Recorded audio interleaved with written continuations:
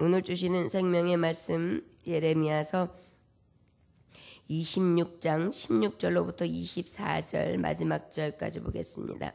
예레미야서 26장 16절로부터 24절까지의 말씀입니다. 먼저 함께 말씀을 봉독하실 본문 내용은 16절부터 19절까지 함께 봉독하시고 또 말씀을 전하시면서 함께 말씀을 보도록 하겠습니다. 예레미야서 26장 16절로부터 19절까지의 말씀 찾으셨으면 함께 봉독합니다. 고관들과 모든 백성이 제사장들과 선지자들에게 이르되 이 사람이 우리 하나님 여호와의 이름으로 우리에게 말하였으니 죽일 만한 이유가 없느니라. 그러자 그 지방의 장로 중 몇 사람이 일어나 백성 유다의 왕 히스기야 시대의 모레셋 사람 미가가 유다의 모든 백성에게 예언하여 이르되 만군의 여호와께서 이와 같이 말씀하셨느니라. 시온은 밭같이 경작지가 될 것이며 예루살렘은 돌무더기가 되며 이 성전에 사는 산당의 숲과 같이 되리라 하였으나 유다의 왕 히스기야와 모든 유다가 그를 죽였느냐. 히스기야가 여호와를 두려워하여 여호와께 간구하며 여호와께서 그들에게 선언한 재앙에 대하여 뜻을 돌이키지 아니하셨느냐. 우리가 이같이 하면 우리의 생명을 스스로 심히 해롭게 하는 것이니라. 아멘. 기도하겠습니다. 하나님 아버지, 예레미야는 하나님의 말씀을 온전히 전했습니다. 그러나 그를 오히려 죽이려 드는 저들 앞에 하나님의 말씀을 똑똑히 전하였고 그 말씀 앞에 저들이 반응하는 대로 하나님께서 보응하실 것을 저는 담대히 전했습니다. 하나님 아버지, 오늘도 아버지 앞에 살고 죽는 것이 오직 하나님의 손에 있음을 믿음으로 아버지의 말씀을 선포하고 그 말씀을 따라 순종하며 그 말씀 따라 죽기를 각오하고 믿음으로 살아가는 하나님의 순전한 종들 되기를 원합니다. 오늘 하루의 삶이 순교자의 삶이 되게 하셔서 늘 죽으면 죽으라는 믿음을 갖고 끝까지 신앙을 지킬 수 있도록 우리의 믿음 없는 것을 도와주옵소서. 오늘도 주님과 함께 동행하기를 날마다 소망하며 소원하오며 예수님의 귀하신 이름 받들어 기도 올려나이다. 아멘. 오늘 말씀의 제목은 살고 죽는 것은 하나님의 손에 있습니다 라는 제목의 말씀을 가지고 하나님의 말씀을 증거합니다. 하나님의 말씀을 가감하지 말고 전하라는 소명을 받은 예레미야는 이들에게 말씀을 전합니다. 저들은 하나님의 말씀을 듣자마자 어떻게 반응하냐면 저를 죽이자고 달려들지요. 그러나 저는 굽히지 아니하고 하나님의 말씀 앞에 저들에게 선포합니다. 길과 행위를 고쳐라. 하나님의 목소리에 청종해라. 하나님의 선언하시는 이 말씀 앞에 너희들이 재앙 앞에 그 죄악 가운데 돌이킨다면 하나님은 그 내리치고자 하는 재앙을 돌이키실 것이다. 그래, 나의 죽고 삶이 너희들의 이 손 안에 있으면 너희들이 나를 죽인다면 나는 반드시 죽을 수밖에 없다. 그러나 나의 무죄한 피는 분명히 너희들에게 돌아갈 것이다. 이렇게 예레미야는 하나님의 말씀을 증거합니다. 그것을 듣고 난 다음에 저들의 반응이 바로 16절 오늘 주시는 본문 말씀으로 시작되는 것입니다. 고관들과 모든 백성이 제사장들과 선지자들에게 이르되 이 사람이 우리 하나님 여호와의 이름으로 우리에게 말하였으니 죽일 만한 이유가 없느니라. 고관들하고 모든 백성들이 제사장들과 선지자들에게 말하는 거예요. 아무리 생각해도 이건 하나님의 이름으로 전하는데 우리가 이 일로 인하여 이 전한다는 이유만으로 이를 죽일 수는 없다. 그러자 그 지방의 장로 중 몇 사람이 일어나 백성이 온 회중에게 말하여 이르기를 유다의 왕 히스기야 시대의 모레셋 사람 미가가. 여러분, 우리가 요즘에 밤예배 때 미가서를 보고 있습니다. 미가도 마찬가지로 이 유다의 모든 백성들이 멸망할 것을 예언하지요. 그런데 그 미가의 말씀을 들었던 히스기야 왕은 어떻게 했습니까? 하나님 앞에 회개했습니다. 온 백성들이 무릎 꿇고 기도했습니다. 그렇자 하나님은 어떻게 해주셨습니까? 히스기야의 그 나라에 때릴 재앙을 하나님은 돌이키시고 다시 히스기야 때에 하나님께서 화를 면하고 흥하게 하시고 안전 가운데에 이끌으셨던 그러한 것을 오늘 말씀을 통하여 그 장로 한 사람이 얘기하고 있는 거예요. 이때도 유다 시대 때에도 모레셋 사람 미가가 유다의 모든 백성에게 예언하여 이르되 만군의 여호와께서 이와 같이 말씀하시노라. 시온은 밭같이 경작지가 될 것이며 예루살렘은 돌무더기가 되며 이 성전에 사는 산당의 숫가같이 되리라 하였으나 유다의 왕 히스기야와 모든 유다가 그를 죽였느냐? 히스기야가 여호와를 두려워하여 여호와께 간구하매 여호와께서 그들에게 선언한 재앙이 되어 뜻을 돌이키지 아니하셨느냐? 우리가 이같이 하면 우리의 생명을 스스로 심히 해롭게 하는 것이니라. 이 말씀 바로 뭐냐면 히스기야도 이 말씀을 들었을 때 유다 백성들은 그 말씀에 대해서 우리처럼 죽이려 달려든 것이 아니라 오히려 하나님의 재앙을 듣고 그 미가 선지자를 죽인 것이 아니라 오히려 회개했다. 그것으로 인하여 저들은 재앙을 면하였고 그것으로 인하여 저들의 생명을 구할 수 있지 않았느냐? 그런데 우리가 만약에 이것이 여호와의 말씀이라 한다면 예레미야를 죽인다면 그것이 우리의 해가 되지 않겠느냐? 이렇게 장로 한 사람이 이 말을 듣고 깨닫고 이렇게 이야기하는 자가 있었어요.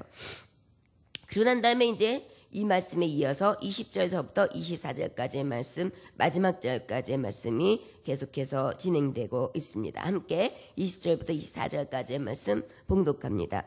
또 여호와의 이름으로 예언한 사람이 있었는데 곧 기럇 여아림 스마야의 아들 우리야라. 그가 예레미야의 모든 말과 같이 이 성과 이 땅에 경고하여 예언하매 여호야김 왕과 그의 모든 용사와 모든 고관이 그의 말을 듣고서 왕이 그를 죽이려 하매 우리야가 그 말을 듣고 두려워 애굽으로 도망하여 간지라. 여호야김 왕이 사람을 애굽으로 보내되 곧 악볼의 아들 엘라단과 몇 사람을 함께 애굽으로 보냈더니 그들이 우리야를 애굽에서 연행하여 여호야김 왕에게로 그를 데려오매 왕이 칼로 그를 죽이고 그의 시체를 평민의 묘지에 던지게 아니라 사반의 아들 아이감의 손이 예레미야를 도와주어 그를 백성의 손에 내어주지 아니하여 죽이지 못하게 하니라. 아멘. 이제 이어서 이 말씀을 하고 난 다음에 차마 예레미야는 죽이지를 못했어요. 그런데 이 시대에 이제 여호야김이 이러한 예언의 말씀이 예레미야에게만 전해진 것이 아니라 미가에 있었던 그 전에 선지자를 통해서 들려줬던 말씀으로 끝난 것이 아니라 오늘 말하고 있는 기럇 여아림 스미야의 아들 우리야라는 사람이 있는데 이 우리야라는 사람도 예레미야 같은 똑같은 말씀을 전한 거예요. 너희가 하나님 말씀을 듣지 아니한다. 순종하지 아니한다. 너희는 그리고 하나님의 말씀 청종하지를 아니하고 악한 길을 행하고 있다. 이 성을 멸망하고 말 것이다. 황폐하고 말 것이다. 이 말씀을 이 우리야도 똑같이 전했다는 것입니다. 그랬더니 이 경고의 말을 듣다 보니까 이 여호야김이 굉장히 거슬렸던 거예요. 예레미야 선지자도 들렸던 것을 들었는데 그 화가 체면하기도 전에 또 다른 선지자가 일어나서 그 말씀을 전하니까 너무너무 화가 났어요. 이 우리야의 이름의 뜻은 여호와는 빛이시다 알아요. 그러다 보니까 이 여호야김은 굉장히 거슬렸던 거예요. 마음도 상하고 왕을 지금 다스리고 있는 지금 이제 우리나라도 문재인 대통령이 됐어요. 그런데 대통령이 되자마자 흥할 것입니다. 잘 될 것입니다. 그렇게 되면 얼마나 듣기 좋아요. 그런데 당신이 지금 왕위를 놓고 있는데 이 나라가 지금 황폐할 것이오. 당신 통치하는 동안에 망합니다. 당신은 지금 죄악기를 가고 있습니다. 이렇게 하면서 예언을 하나님이 지금 이 나라를 완전히 멸망한 것으로 이끌어 가십니다. 이렇게 전하니 얼마나 왕의 입장에서 불안하고 초조하고 듣기 거슬리겠어요. 거기다가 이들은 유다 하나님을 두려워할 줄도 아는 자들이었거든요. 악한 길을 갈 망정 하나님을 두려워할 줄 아는 자들이잖아요. 그러다 보니까 너무 거슬리는 거예요. 그래서 심지어는 이 우리야를 어떻게 했느냐 잡아오라 그래요. 죽이려고 그래요. 그래서 이거를 안 우리야가 애굽으로 도망을 갑니다. 그런데 도망간 그 우리야 선지자를 쫓아가게 만들었어요. 그래가지고 그 자리에서 연행을 해가지고 여호야김 왕 앞에 딱 갖다 놓습니다. 그 자리에서 이 여호야김 왕이 칼을 뽑아서 우리야를 죽여요. 그래서 하나님의 말씀을 증거했던 참 선지자를 그 자리에서 목베어 죽이는 그러한 사건이 있게 됩니다. 그리고 그 시체를 평민 앞에 묘지에 던져버려서 결국은 까마귀밥이 되게 한 거죠. 그래서 어떻게 한 것입니까? 많은 사람들 앞에 이런 저주를 퍼붓고 이러한 황폐할 것을 예언한 자는 이렇게 될 줄 알아라. 사실은 보여준 것이에요. 그런데 이러한 사실을 알고 야 이러다가는 이렇게 말하고 다니는 예레미야도 반드시 죽게 생겼구나 해가지고 사반의 아들 아이야김이, 사반의 아들은 어떤 자냐면 말하자면 왕의 모든 실록과 그 다음에 정치에 대한 모든 것을 기록하는 서기관과 같은 일을 감당하는 그러한 아들 아이감의 그 아들 사반이라는 사람의 아들, 사반의 아들, 서기관의 아들 아이감이라는 사람이 얼른 예레미야를 빼내요. 그래가지고 도와줘서 피하게 만들어가지고 예레미야는 목숨을 면하게 됩니다. 여기서 우리가 한 가지 보는 것은 예레미야는 하나님의 말씀을 선지자를 들은 대로 전하였다. 그런데 예레미야는 어떻게 했어요? 목숨을 부지했지요. 그런데 우리아는 똑같은 하나님의 말씀을 증거했어요. 그런데 저는 어떻게 되었습니까? 바로 죽임을 당했어요. 우리가 기억해야 될 것은 우리의 생각으로는 왜 하나님의 말씀을 가감치 않냐고 전하면 하나님이 친별을 책임져 주셔야지. 우리아는 그렇게 칼을 목 베어서 개죽음을 당하게 하셨습니까? 이렇게 얘기할 것이 우리 하나님 앞에는 없다는 거예요. 죽고 사는 것이 누구의 손에 있다고요? 하나님 손에 있습니다. 여러분 우리가 12명의 제자를 예수님이 세우셨어요. 그리고 난 다음에 사도 요한은 마지막까지 남아서 마지막까지 생명을 부지하며 요한계시록까지 쓰게 하셨어요. 그런데 나머지 11사도들은 어떻게 되었습니까? 각가지의 방법으로 다 순교를 당했어요. 말하자면 예수 그리스도의 십자가 형틀에서 죽으신 그 죽음의 순교의 현장을 이들은 그 고배의 잔, 그 쓴 잔, 순교의 잔을 다 마셨단 말이죠. 그러면 우리가 생각할 때 주님을 위하여 죽기를 각오하고 주의 복음을 전한 자들은 하나님 앞에 영광스러워야 되는데 왜 이렇게 쓴 잔을 마셔야 되는가? 이것은 바로 무엇이었습니까? 여러분 이 제자들의 죽음이 헛되었습니까?